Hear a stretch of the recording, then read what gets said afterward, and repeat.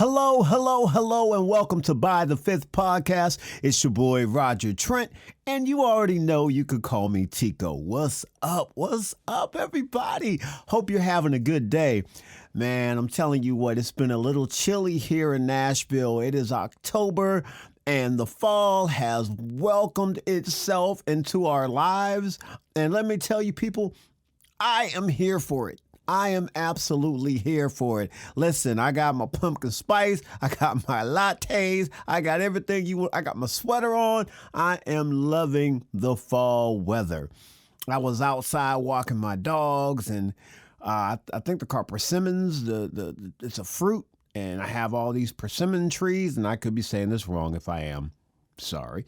But you know, I went out there and shook the tree because if you shake the tree, the good fruit will fall off. Everything that's ready will fall. So I went out and did a little shaking of the tree. Man, bit into them things. It's that time of year, y'all. I love it. And football season is here. What is not to like about fall? Fall is that time of year. It is my favorite time of year.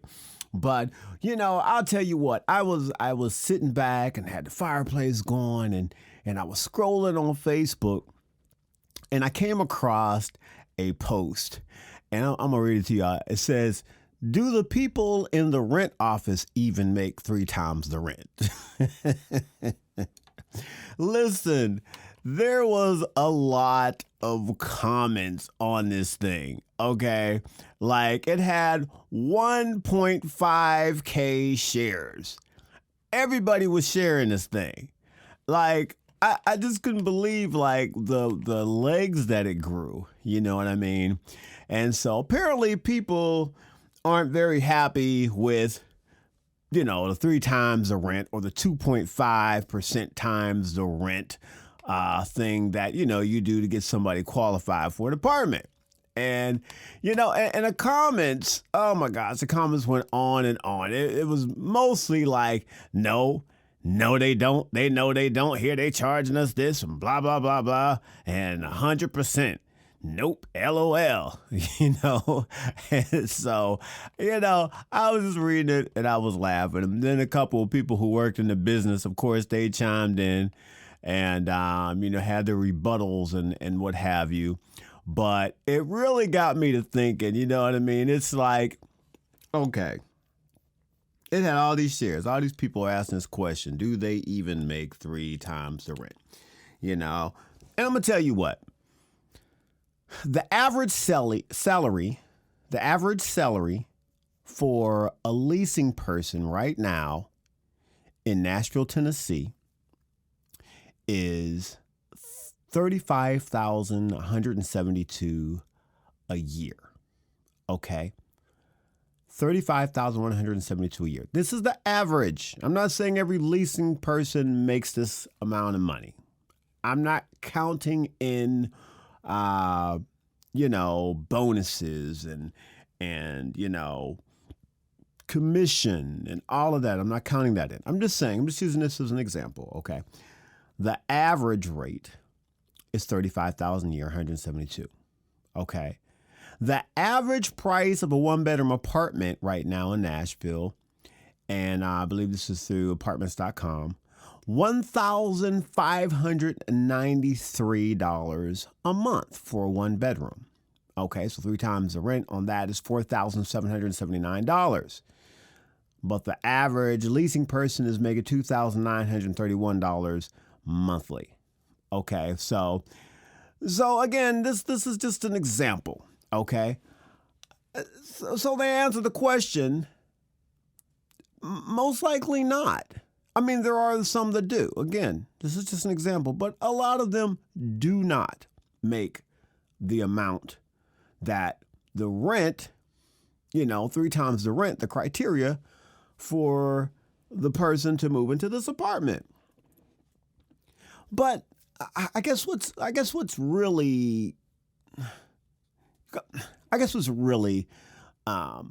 making me think a lot about this is, you know, the person who's renting that apartment does not come up with the prices for you to get an apartment.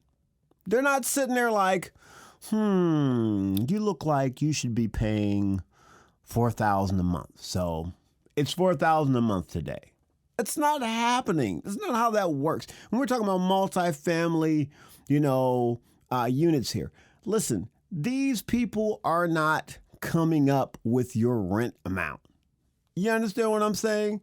I mean, think about it. They're not the ones doing this, and so tell me, how does that make your situation better? Okay. How does it make your situation better that they don't make 3 times the rent?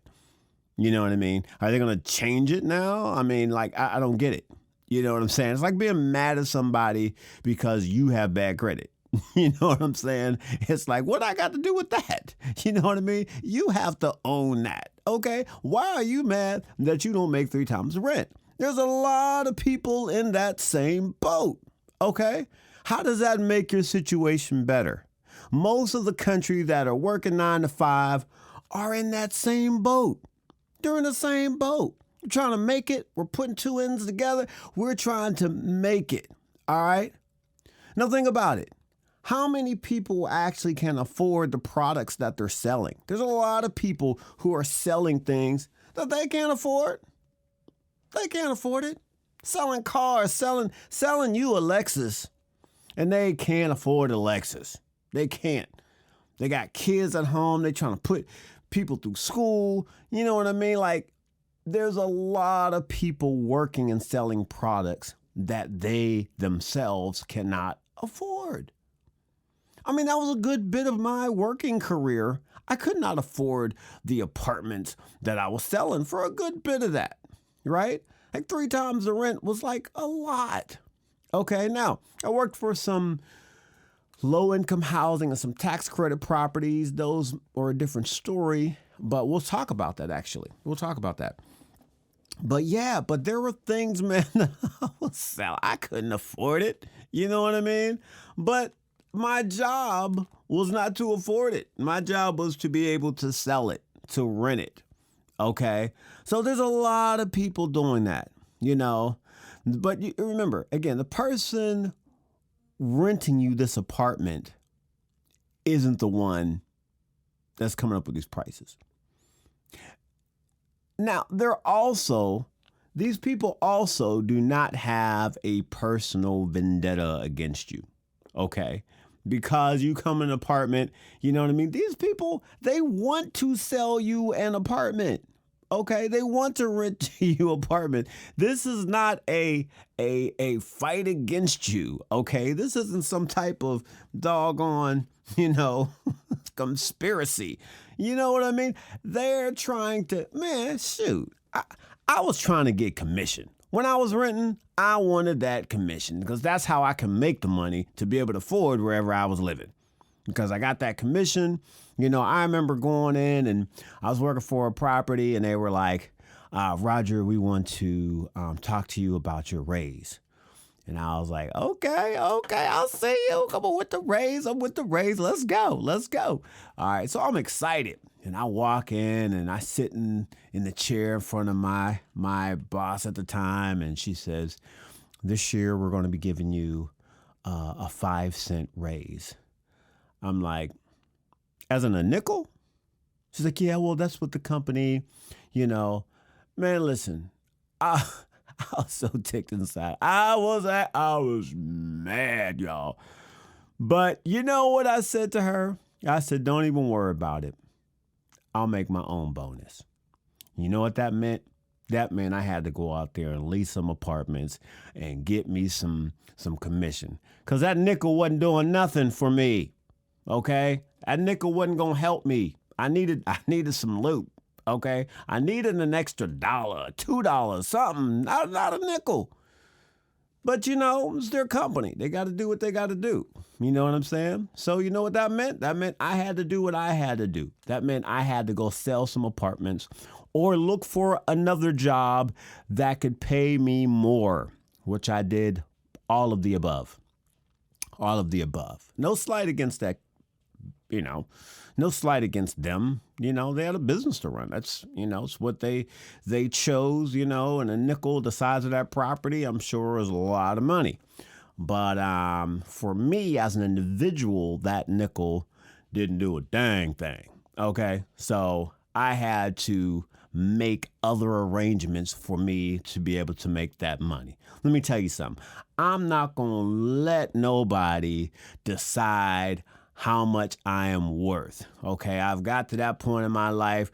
Listen, I will hustle, hustle, hustle. I will go out there and sell cars, sell apartments, sell whatever I got to sell. CDs out the back of my truck, and they don't even use CDs anymore. But I'll sell them a DVD player, a CD player, a Walkman. I've lost some of y'all. Y'all don't even know what the heck I'm talking about. But the point is, I get mine. I go do what I got to do. Make it happen. Okay? I'm not blaming people because the rent is 3 times the rent. All right. All right. So here's my thing. Listen, there are, and I understand, let me say this. I do understand that sentiment when you go into an apartment community and it's a nice place, but the response that you get from the person leasing the apartment is almost like you are beneath them. Okay. If it's in that case, I do understand that sentiment. All right. I know what that's like. I have walked in apartments and they looked at me like, you can't afford this apartment. You know what I mean? Like, what are you doing here? I've walked in there to get cars, and they look at me like, you're not going to be approved for a car. Like I've had that feeling. I know what that's like. It does not feel good. It does not feel well at all. And before, when I was younger, I would fight. You know what I mean, and I'd still try to get it, whatever it was, despite that terrible service. But I don't do that now. You can keep that. You can treat me like a customer. You can kiss my behind. All right. That's just the way it goes, right? Because we are here to do a service. So I understand that sentiment if somebody treats you like that, you know what I mean? And it's like, well, can they even afford the rent? Okay. So, I mean, you can't treat people like they're beneath you because you work in a very nice place. You know what I'm saying? It's like going into a jewelry store, and you're going to buy a ring for your loved one or something, and the person comes out, yes. What is it that you want? Like, dude, I want a ring. Why are you talking to me like that? Why are you looking at me like that? I want a ring. I came here to buy a ring, obviously. You know what I mean? So don't take that tone. This podcast is being brought to you by Apartment Community Functions. If you need an event, let us know. We can handle it. After all, we evented it. Check us out on apartmentcommunityfunctions.com. You know what I'm saying? And so I definitely get it. Let me tell you, I went out and did some marketing and talking to some people at different apartment communities. And I happened to walk into this one community here in Nashville. I believe it's called Athenberry. And let me tell you, they know what they doing over there. Somebody's teaching right. Okay, I've been in the business a long time. Somebody over there knows what they're doing. Because I walked into that community and the girl stood up. She was smiling. She stuck her hand out and she said, "Good morning. How are you? How can I help you today?" I was like, wow. I got to give, it was assistant manager. She said she was the assistant manager over there. And shout out to you, because you are doing that thing over there. You are doing your job and doing a great job at it. So kudos to them. Kudos to them for the way that they are, approaching their customers and making their customers feel welcome. Kudos to them. Because I tell you, I walk into some and they'll be sitting there and looking, and they're like, "Help you?" Like, I don't know. Can you? Because you look like you don't help anybody. And I also understand the fatigue of working in an apartment community and you're doing closeout and the phone's ringing off the hook, you know what I mean? And then somebody comes in and wants to see an apartment at the same time. It's hard sometimes to keep that balance of, hey, how are you? I need to sell this product at the same time, feeling like, oh my God, the phones are ringing. You're here. Now you want to see an apartment. I can't leave out right now. And I'm frustrated. So there is, I understand how that goes. There is a balance. But what I'm talking about is being an elitist or you know what I mean, acting like you all that because you work in an expensive apartment, right? You can't be like that to people, you know. But that is not the typical thing that you're going to find. Okay. That's not typical. These things happen. They do. I have seen them happen and they have happened to me. Okay. But typically, people want to sell you an apartment. They want you to lease there. They want you to know how great that place is. They want you to make 3 times their rent. They want your credit to be good. They want you, like all of those things, all those criteria, they got their fingers crossed. They want you to get this apartment. You know what I'm saying? Because, you know, not only are they building their community, their numbers are going up, you know, and if it's a person who really loves where they work and really believes in that company, really believes in that place, man, they want to get good people in there. You know, people are going to pay their rent. You know what I mean? And they don't have to spend, you know, time running after people trying to find rent. They want you to be there. So that is more of the, you know, common thing that you can expect when you go to get an apartment, okay? They don't make the rules. They're not making the rules. They're just trying to save you an apartment, all right? But there are some solutions for not making enough money, okay? Number one, you can get you a roommate, all right? And some say, well, yeah, duh, of course you can get a roommate. Well, you know, consider it. Consider it. Roommates, and sometimes, you know, all the parties might have to make 2.5 times the rent. Maybe it's just one person has to make 3 times the rent. Maybe everybody all together, as long as the total household income is 3 times the rent. You know, you don't know, but you're going to have to do your own research. You're going to have to figure it out.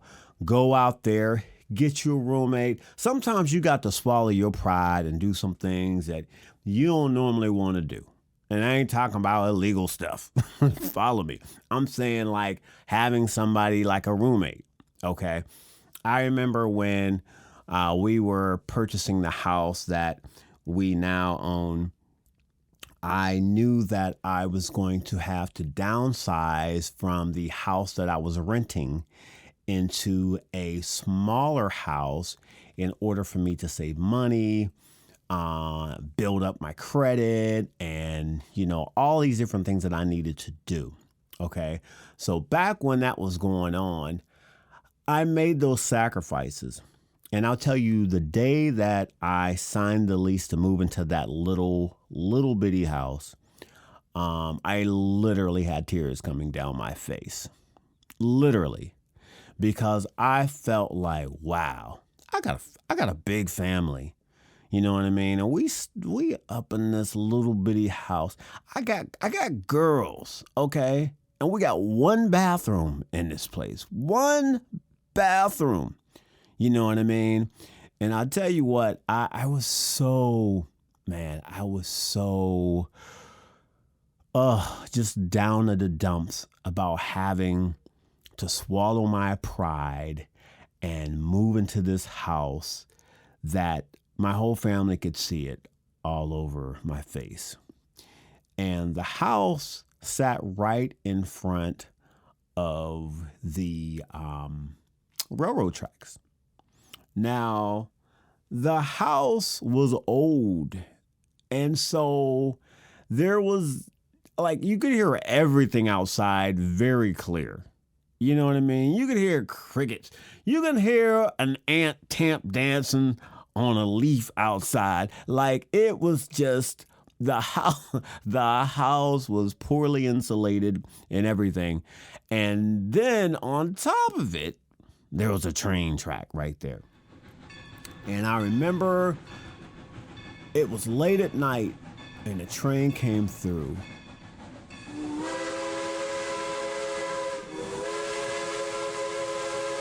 And I just grabbed my face.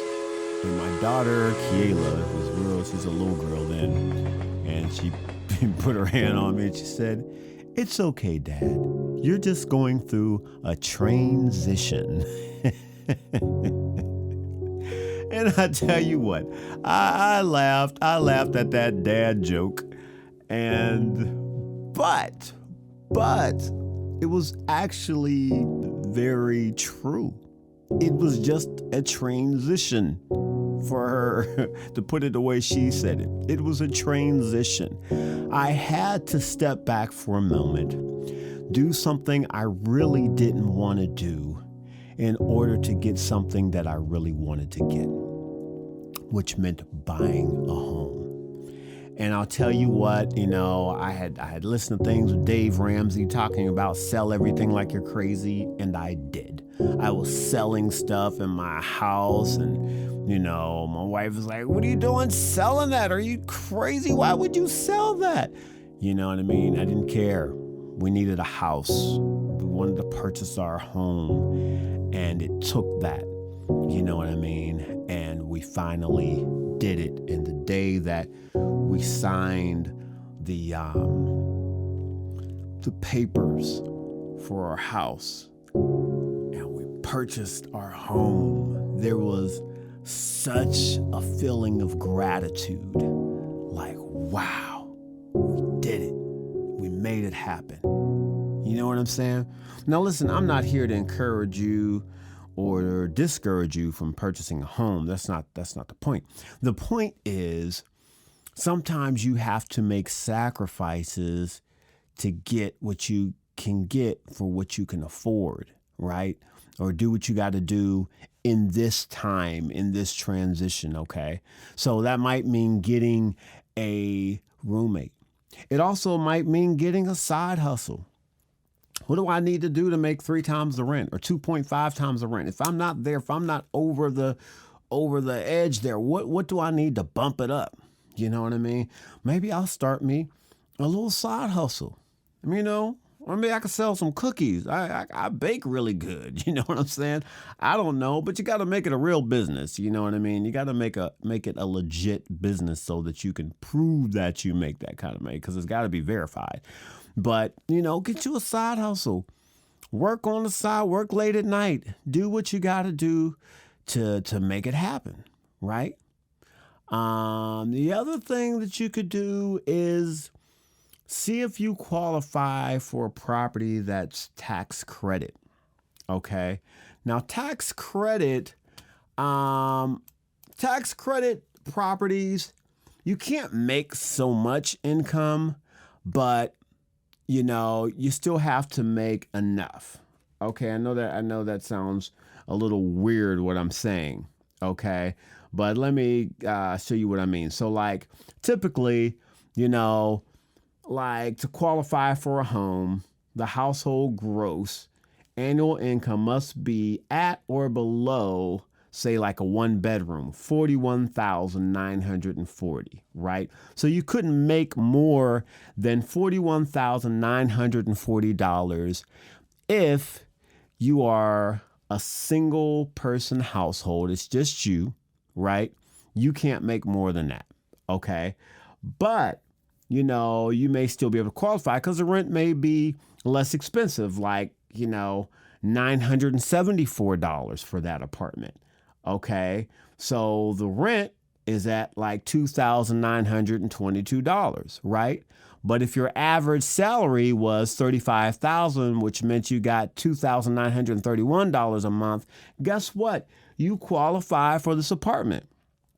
Okay. And what's great, with tax credit, people always hear low-income housing, like, Lord, I don't want to live in no low-income housing. Listen, do what you got to do. But a lot of these properties are new properties or they are renovated properties. Okay, when you're talking about tax credit, they're going to be new properties or renovated properties that you're able to move into and qualify for. Okay, so these are options that you have to, to expand and get this place that's 3 times or 2.5 times the rent.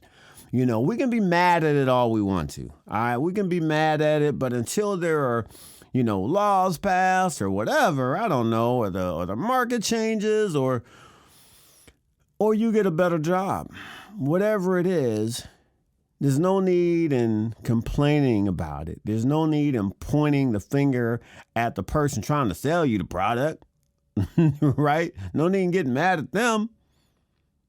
Level up. Level up. Do what you got to do to up your money to make it happen so you can get an apartment. Don't be mad at them. They trying to do a job. They trying to get you a place. They trying to make sure your family can move in a nice place, and you mad at them because you can't afford the rent. You ain't got to live there. I mean, truth be told, you do not have to live there. You can go live somewhere else, right? But if you want to live there, okay. Level up. Hustle. Make some more money. Do what you got to do to get it. Okay? These people, most of the time, want you to live there. I'm not talking about the jerks. You know what I mean? I'm not talking about them. I know who they are. I've been there. But I'm not talking about that. I'm talking about the normal community wants you to be a part of that community. They want you to live there. You know what I mean? And you just got to level up to make sure that you qualify. Okay? Don't be mad because you don't qualify. Do what you got to do. Get you a roommate. Swallow your pride. Make some more money. Hustle, hustle, hustle.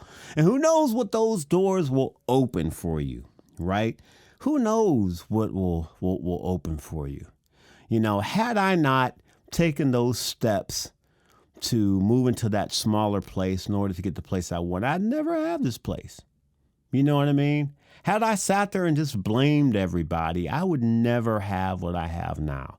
You know what I mean? So the sacrifice was worth it. It was worth it in the end. Okay? So the question is, does the leasing people even make 3 times the rent? The answer is, that ain't none of your business. Mind your business, level up, and do what you got to do to get what you got to get. It's your boy, Roger Trent. You already know. You can call me Tico. Listen, be sure to like and subscribe. Tell your friends about By the Fifth Podcast. And listen, also, if you're listening on Apple Podcasts, man, reviews. I really need your reviews. Go there. If you was listening to this today and you felt like you was in church, you was like, hey, man, listen, I'm going to need you to go give a review, a great review. Go do that now. Do this as soon as you log off. But tell people about it. Have a wonderful, spectacular, amazing day. God bless and good night. The name is Trent, Roger Trent, but you can call me Tico. What's up?